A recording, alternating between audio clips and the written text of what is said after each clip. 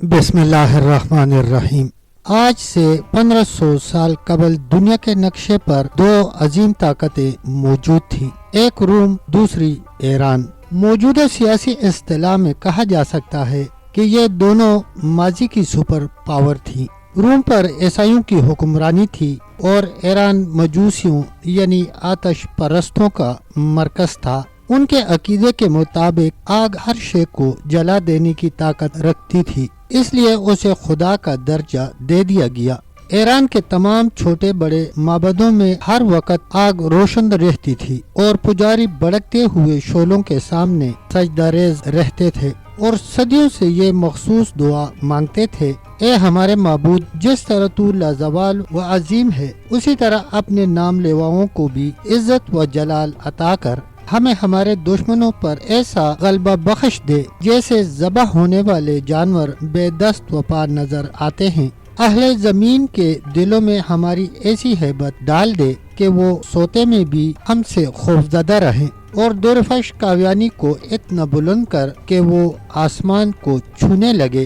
درفش کاویانی آتش پرستوں کا مقدس پرچم تھا۔ ایرانی افواج اور عوام اس بات پر پورا یقین رکھتے تھے کہ جس میدان جنگ میں یہ تبرک والا جھنڈا لہرائے گا، وہاں دشمن شکست فاش سے دوچار ہوگا اور مجوسیوں کو عظیم الشان فتح حاصل ہوگی۔ پھر جب اسلام کی شکل میں حق نمودار ہوا تو باطل فرار ہو گیا۔ مقدس پرچم اٹھانے والے ہاتھ کاٹ دیے گئے اور درفش کاویانی جسے فتح و نصرت کا نشان سمجھا جاتا تھا، بدبختی کی علامت بن کر اس طرح خاک میں مل گیا کہ اس کا تار تک باقی نہ رہا۔ یہ 14 ہجری کا تاریخ ساز اور یادگار سال تھا جب صدیوں سے روشن آتش گدے بجھا دیے گئے۔ آگ کے پجاری کہا کرتے تھے کہ یہ شعلے کبھی سرد نہیں ہوں گے اور انہیں بجھانے والی مخلوق آج تک پیدا نہیں کی گئی، مگر جب ایمان کی تیز ہوائیں فاران کی چوٹیوں سے اتر کر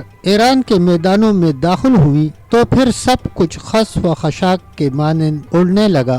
نوشروان کی نادر و قیمتی یادگاریں مٹی کے کھلونوں کی طرح حقیر اور ارزاں ٹھہری۔ جس طرح کعبے میں رکھے ہوئے بت منہ کے بل گر کے ہو اللہ احد کہتے تھے، اسی طرح ایوان کبریٰ کے بلند اور سنگی مینار زمین بوس ہو کر اللہ کی کبریائی بیان کر رہے تھے۔ مغرور شاہوں کے نسب نامے ورق ورق ہو کر بکھر گئے، ان کے اٹھے ہوئے سر انسانی ٹھوکروں اور گوڑوں کی سموں سے پامال ہونے لگے، ہڈیاں بینچ کر ٹوٹنے لگی اور پھر راستوں کا غبار بن کر رہ گئی، یہاں تک کہ ان کی آخری نشانیاں تلاش کرنے والا بھی کوئی نہ باقی رہا۔ اتنی قدیم و طاقتور سلطنت کی بساط یوں الٹی کہ مرثیہ خواہ تک نہ رہا۔ ماتم شماروں کو بھی مکافات عمل کے قانون نے کھا لیا۔